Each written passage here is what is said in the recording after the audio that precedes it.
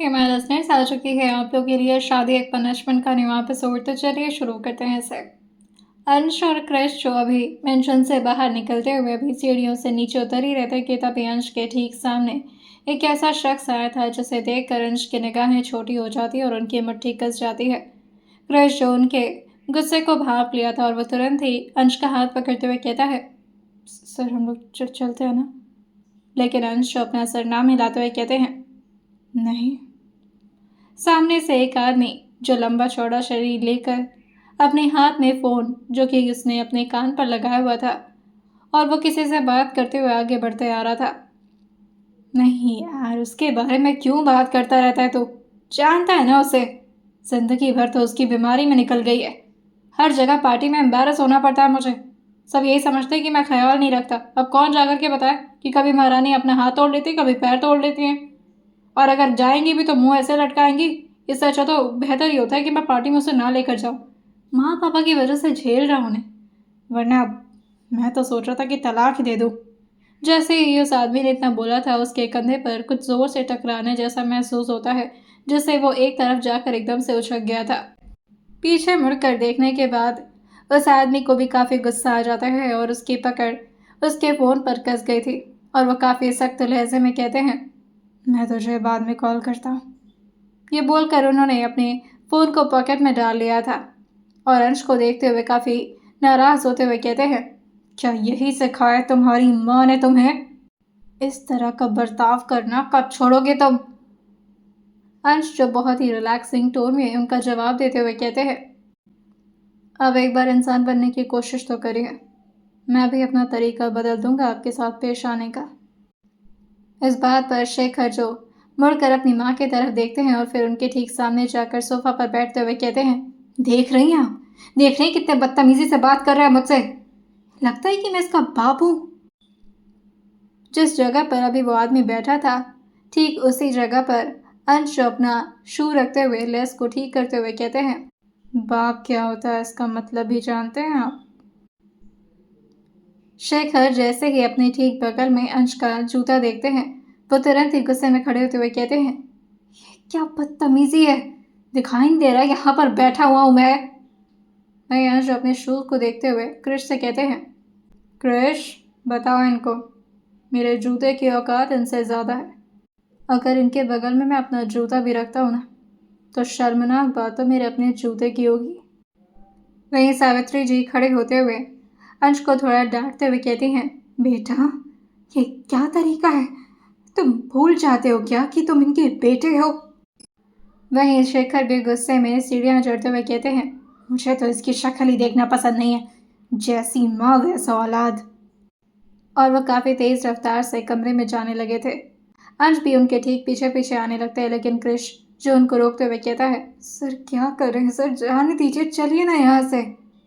लेकिन अंश अपना चेहरा ना मिलाते हुए कहते हैं, नहीं क्रिश, मैं उस आदमी को अपनी माँ के साथ और देर बर्दाश्त नहीं कर सकता। पता नहीं क्या नया तमाशा करेगा।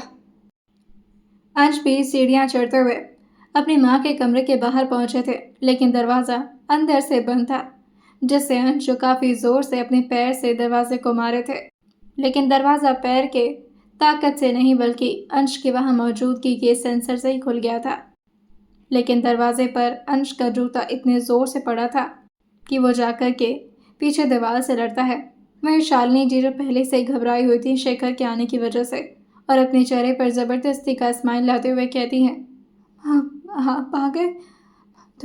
थोड़ा देर हो गई आज। कुछ कुछ खाया आपने? लेकिन तब तक वहाँ पर अंश पहुँचे थे, जिसे देखकर शेखर शालिनी जी के ठीक सामने आकर उनके गाल को जोर से अपने हाथों दबाते हुए कहते हैं, तुम्हारा बेटा, अभी के अभी इसे बाहर जाने के लिए कहो। अंश अपनी माँ के साथ इस तरह का बर्ताव कभी भी बर्दाश्त नहीं करना चाहते थे, लेकिन हमेशा उनकी माँ अंश को अपने और अपने पति के मामले से दूर ही रखना पसंद करती थी और आज भी वो ऐसा ही करने की कोशिश कर रही थी।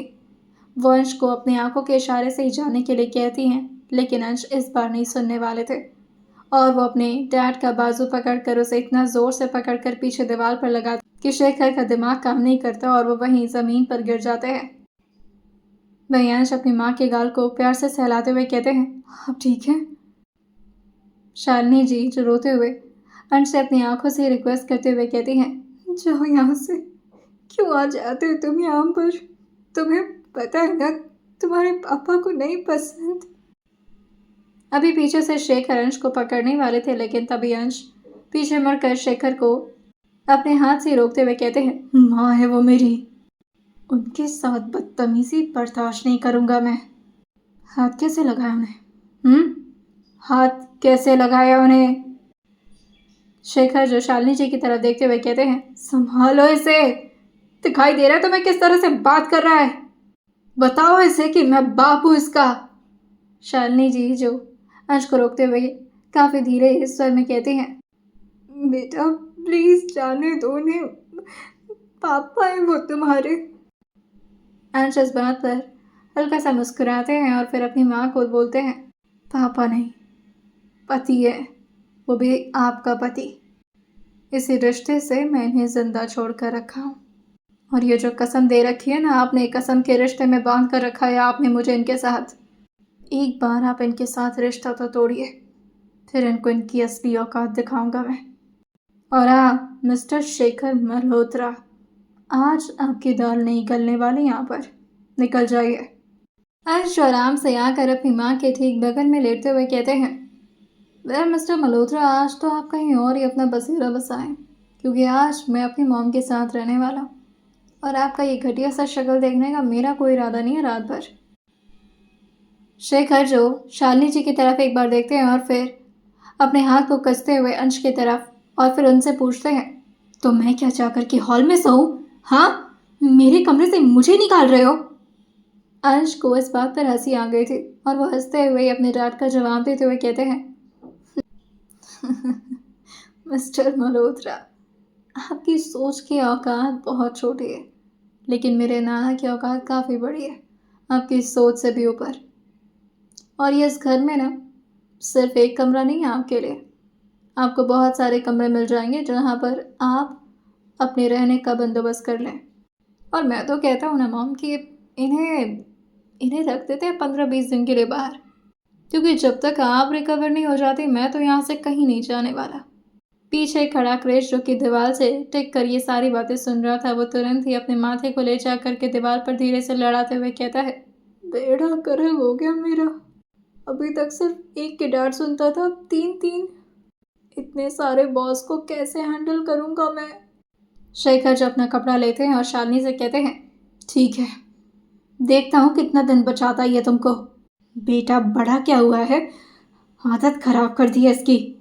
और तुम ज़्यादा सर मत चढ़ना, बता दे रहा हूँ, जब तक तुम्हारी हालत खराब है सिर्फ तब तक के लिए सब कुछ है, उसके बाद से तुमसे काम करवाता हूँ मैं।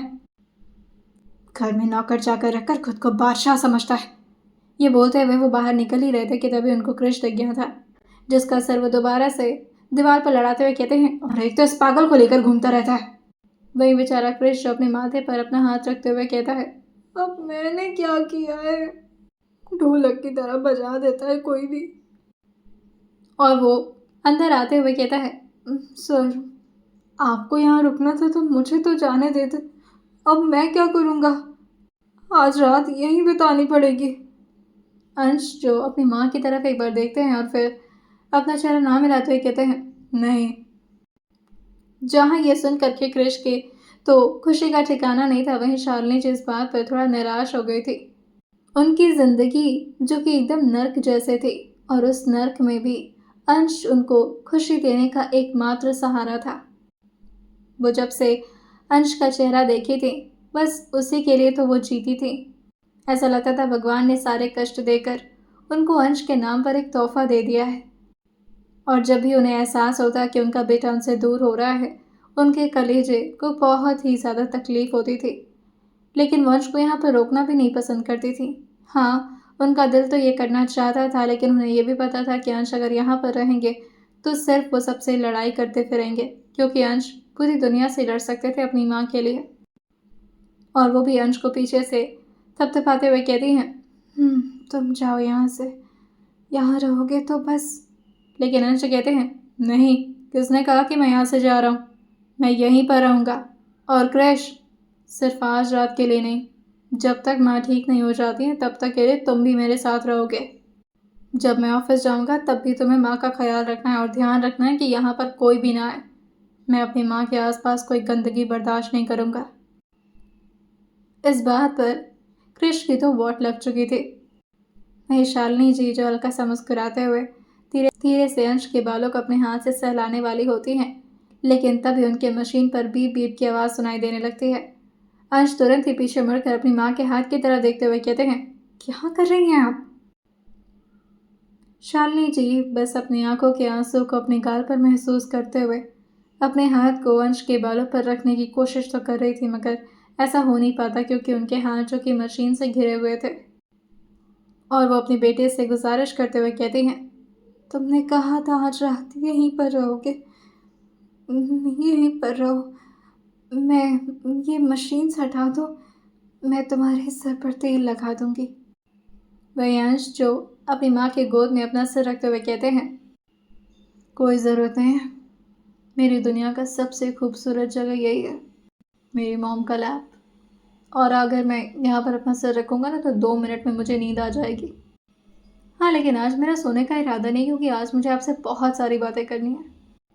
हाँ, कृष को बुरा तो लग रहा था कि उसे इस नर्क जैसे जगह पर रहना पड़ेगा न जाने कितने दिन, लेकिन अंश को इतना रिलैक्स होकर देखते हुए उसे भी काफ़ी खुशी मिल रही थी।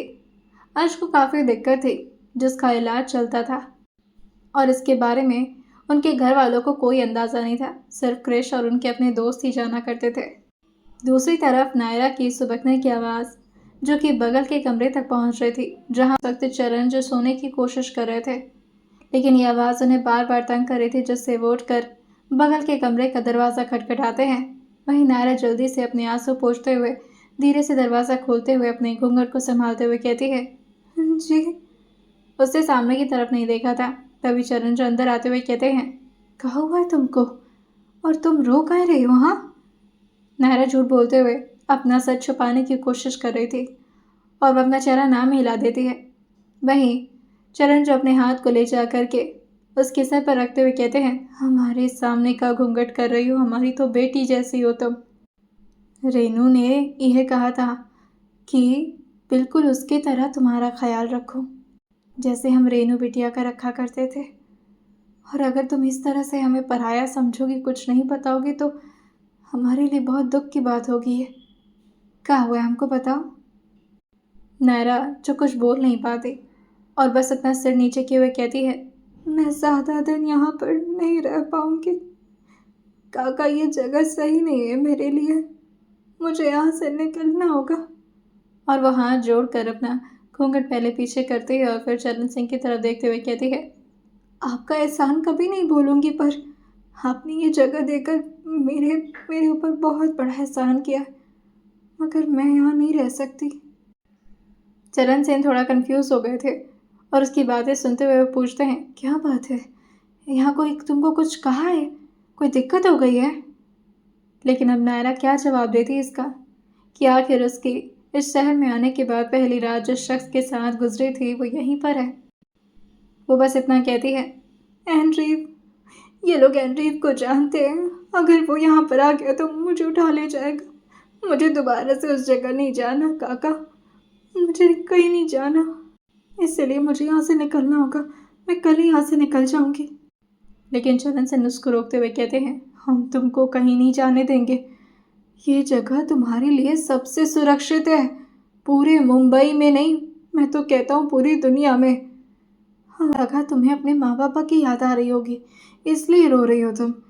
यहाँ रह कर के हम तुम पर कोई एहसान नहीं कर रहे, ये समझ लो कि तुम्हें देखकर हमें ऐसा लग रहा है कि हमारी रेनू बेटी वापस आ गई है। अब जल्दी से सो जाओ, सुबह सुबह यहाँ बहुत काम रहता है। हाँ, और रोना नहीं तुम। नायरा जो चुपचाप आकर के बिस्तर पर बैठ गई थी, सारे के पल्लों को पीछे करते हुए कहती है, माँ पापा को क्या याद करूँगी, वो तो उस वक्त मुझे छोड़कर चले गए जब यादें बनाने के लिए मैं बहुत छोटी थी। और अपनी ज़िंदगी में अगर परिवार के नाम पर कुछ देखा है तो सिर्फ मौसा मौसी की लड़ाई, मौसी का गुस्सा करना और फिर टूट जाना। पहले मुझे मारती थी फिर खुद रोती थी। ऐसे परिवार को याद नहीं कर सकती मैं। और वो बस चुपचाप जा कर के बिस्तर पर लेट चुकी थी। चरण भी अब नायरा के कमरे से वापस लौटकर अपने कमरे में पहुंच जाते हैं। दूसरी तरफ अंश और शालिनी जी की बातें खत्म नहीं हो रही थी। शालिनी जी धीरे धीरे आवाज़ में अंश को एक एक बात बता रही थी, लेकिन तभी उनकी नज़र अंश के चेहरे पर पड़ती है, जो कि अपनी आंखें बंद किए सुकून की नींद लेने लगे थे। अंश को वैसे तो नींद नहीं आती थी, उन्हें स्लीपिंग पिल्स की ज़रूरत पड़ती थी, लेकिन अपनी माँ के गोद में ये जगह उनके लिए बेस्ट थी। मगर अफसोस वो अपनी माँ के साथ रह नहीं पाते थे। इसी तरह से वक्त गुजरता है और अब लगभग सुबह के 4:30 बजे थे। इसी तरह शालिनी जी भी अपनी पीठ को पीछे की तरफ टेक लगाकर अपने सिर को सिरहाने से टिकाकर सो गई थी। लेकिन फिर धीरे धीरे उनकी नींद खुलती है और अपने बेटे को इस तरह अपने गोद में सोया देखकर उनको बचपना याद आ गया था अंश का। और वो उसी ख्वाबों में खोए हुए और वो उसी बचपना की दुनिया में खोए हुए अपने हाथ को ले जाकर के जैसे ही अंश के सिर पर सहलाने वाली होती हैं, तब तक दोबारा से मशीन की बीप बीप शुरू हो जाती है। और जो इंट्रा इस वक्त उनके नस में लगा था वो थोड़ा सा खिंच गया था, जिससे उनके हाथों से खून पियाना शुरू हो गया था। अंश भी उस बीप बीप की आवाज़ से एकदम से चौंक कर उठ गए थे और अपनी माँ की तरफ देखते हुए कहते हैं, क्या हुआ आपको? ठीक है आप? नहीं, शालिनी जी अपना सिर बस हाँ में हिला देती हैं और जैसे तैसे करके अपने खून को छुपाने की कोशिश करती हैं, लेकिन अंश की नज़रों से कहाँ कुछ बच पाता था। वो जैसे ही अपनी माँ को इस तरह देखे थे, उनकी हालत देख कर ही अंश की दिमाग खराब हो जाता है और वो अपनी माँ को थोड़ा तेज़ लहजे में कहते हैं, क्या कर रही थी आप? हाँ, और क्यों खींचा हाथ? और क्या आप रात भर ऐसे ही सोई थी? एक बार मुझे जगाया क्यों नहीं माँ? वो जैसे उनके हाथ की तरफ देखे थे, वो तुरंत ही खड़े होते हुए कहते हैं, मैं नीचे से नर्स को बुलाता। वही नायरा को हमेशा सुबह उठने की आदत थी और आज रात तो नायरा की काफ़ी बुरी बीती थी। हर पल उसको यही बेचैनी सता रही थी कि जिस दिन उस आदमी को पता चलेगा कि वो किस जगह से आई है, फिर क्या होगा उसका। जिस परिवार में परंपरा और संस्कार की इतनी बातें किए जाती हैं, जब पता चलेगा कि उनकी अपनी नौकरानी जो इस घर के परिवार के चिराग के साथ अपनी पूरी एक रात गुजारी है, तो फिर क्या होगा? क्या ये लोग उसे बख्श देंगे या फिर उसे जान से मार देंगे? न जाने क्यों उसके दिल में अजीब अजीब से ख्याल आ रहे थे, जिसकी वजह से वो अपनी जगह से उठ गई थी और दरवाज़ा खोलकर वो बाहर की तरफ आ जाती है। अभी लगभग सुबह के 4:30 ही बजे थे। उजाला तो दूर दूर तक कहीं नज़र नहीं आ रहा था और पूरे मेंशन में भी अब काफ़ी डिम लाइट ही जल रही थी और वो लाइट्स इतनी कम थी कि आसपास की चीज़ें भी ठीक तरीके से नज़र नहीं आ रही थी। अंश को भी इस जगह पर रहने की आदत तो थी नहीं। वो जैसे तैसे सीढ़ियों से तो उतर गए थे, लेकिन नीचे आने के बाद उन्हें चीज़ें ठीक तरीके से क्लियर नहीं हो रही थी। वो कभी टेबल से टकरा रहे थे तो कभी जा कर के किसी और चीज़ से। उनके ठीक सामने एक बड़ा सा फ्लावर वास था और जैसे ही वो उससे टकराए थे, अंश उसको संभाल कर खड़ा करते हुए कहते हैं, इंसानों से ज़्यादा तो सामान रखे यहाँ पर। पता नहीं किस बेवकूफ़ ने ये डेकोरेशन की है। अभी वो 1-2 बार फ्लावर वास से लड़े ही थे कि तभी तीसरी बार दोबारा से वो किसी चीज़ से लड़ते हैं और उसे भी फ्लावर वास की तरह ठीक तरीके से पकड़ कर खड़ा करते हुए कहते हैं, अब तुम भी मत कर जाना, वरना फिर से तहलका मचाएंगी दादी। माँ के बाद अगर कोई था इस घर में जो उनसे थोड़े तेज़ लहजे में बात कर सकता था तो वह सावित्री जी थी। अंश को ज़्यादा फर्क नहीं पड़ता था उनकी बातों से, लेकिन फिर भी वो उनकी इज्जत किया करते थे। जैसे ही अंश उस फ्लावर वास को अच्छी तरह से संभाल कर खड़ा करते हैं ताकि वो गिरे ना, उन्हें महसूस होता है कि ये फ्लावर वास तो कुछ ज़्यादा ही सॉफ्ट है और वो उसके करीब आते हुए कहते हैं, इसका स्ट्रक्चर थोड़ा अजीब नहीं है। और वो अपने पूरे हाथ का इस्तेमाल करते हुए काफ़ी अच्छी तरीके से उस हर पार्ट को टच कर रहे थे ताकि वो समझ पाए कि जो ठीक उनके सामने है वो कोई फ्लावर वास ही है या फिर कुछ और। लेकिन जैसे ही उनका हाथ किसी कर्विंग चीज़ पर पड़ता है, वो एकदम से हैरान रह गए थे और कहते हैं, ये कौन सा स्ट्रक्चर है? अजीब सा शेप है फ्लावर वास।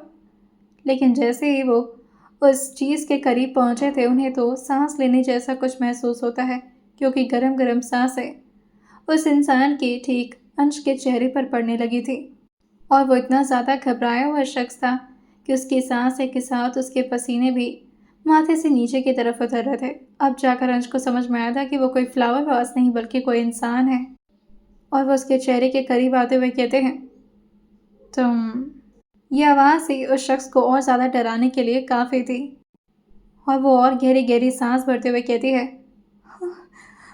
सॉरी। अंश को भी ये आवाज़ सुनाई दी थी तो उन्हें भी कुछ याद आने लगता है और वो अभी उनके ठीक सामने से भाग पाती तभी अंश उसका हाथ पकड़ते हुए कहते हैं, रुको। तुम वही हो ना, करेला सूप और दूध वाली? अंश को उसका चेहरा नजर नहीं आ रहा था और इस वक्त उस लड़की के भी चेहरे पर कोई पर्दा नहीं था, जिससे वो और ज़्यादा घबराने लगी थी और वो अपना हाथ छुड़ाते हुए कहती है, मुझे मुझे जाने दीजिए प्लीज़। लेकिन अंश उस आवाज़ को अच्छी तरह से समझ गए थे और उसको पीछे से ही पकड़कर उसका हाथ उसके कमर पर टिकाते हुए कहते हैं, तुम स्टाफ हो यहाँ की? माँ का ध्यान रखती हो ना? मतलब स्टाफ ही होगी। नर्सेज वाले थोड़े बहुत तो काम आते होंगे तुम्हें। जल्दी चलो रूम में।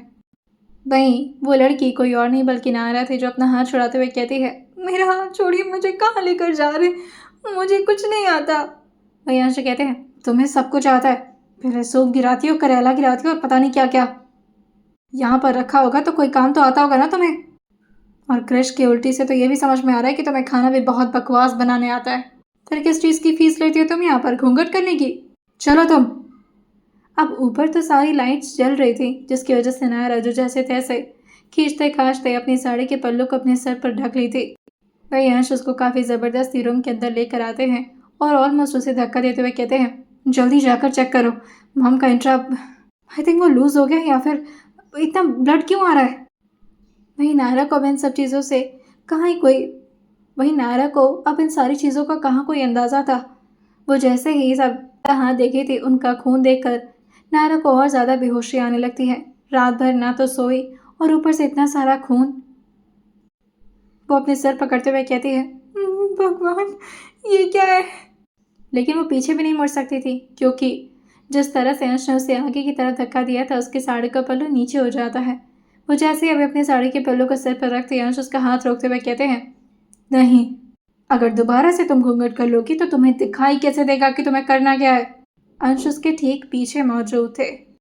अब सिर्फ कुछ कदम का फासला बचा था, वरना नायरा का चेहरा अंश के सामने होता और उसका सच भी सबके सामने आ जाता, जिसकी वजह से वो जैसे तैसे हिम्मत करती है और शालिनी जी के हाथ को अपने हाथ में लेते हुए कहती है, मैं करती हूँ कुछ। समझ तो उसे कुछ नहीं आ रहा था, लेकिन उसके बावजूद भी वो करती है और धीरे से उनके वेन से निकाल कर अपने हाथ में बगल में रखे कॉटन को लेकर के तुरंत ही उस जगह पर दबा देती है।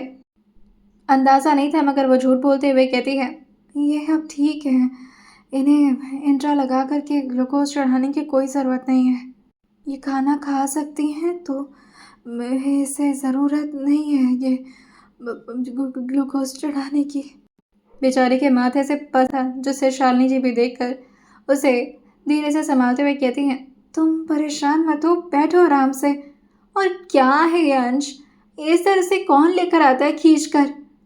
अंश भी दूसरे साइड से आकर अभी अपनी माँ के बगल में बैठने वाले थे, लेकिन तभी नायरा अपना चेहरा तुरंत ही दूसरी तरफ करते हुए कहती है, मुझे यहाँ से जाना है, वो रुई को पकड़ कर रखिए और इसके साथ वो आता है ना नीला सा।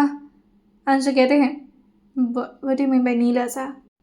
वहीं नायरा जो याद करते हुए कहती है, अरे वो होता है ना, वो कुछ क्या बोलते हैं उसे। अंश जो उसको इतना घबराता हुआ देखकर कहते हैं, तुम्हें क्या वॉशरूम जाना है, इतना घबरा क्यों रही हो। नायरा को अब इससे अच्छा पॉइंट कुछ और नहीं मिलने वाला था और वैसी बहाने को तुरंत ही अपना सर हाँ मिलाते हुए कहती है, हाँ हाँ हाँ हाँ, मुझे बहुत ही वॉशरूम आ रहे हैं, मुझे जाने दीजिए। और वो अपना साड़ी संभालते हुए जल्दी से रूम से बाहर भागती है। वहीं अंश अपनी माँ का हाथ पकड़े हुए कहते हैं, ये क्या पागलों की फौज इकट्ठा कर ली है शेखर मल्होत्रा ने। शालिनी जी जो कहती हैं, क्या करते हो अंश, कम से कम सुबह सुबह तो अपने पापा का नाम मत लिया करो।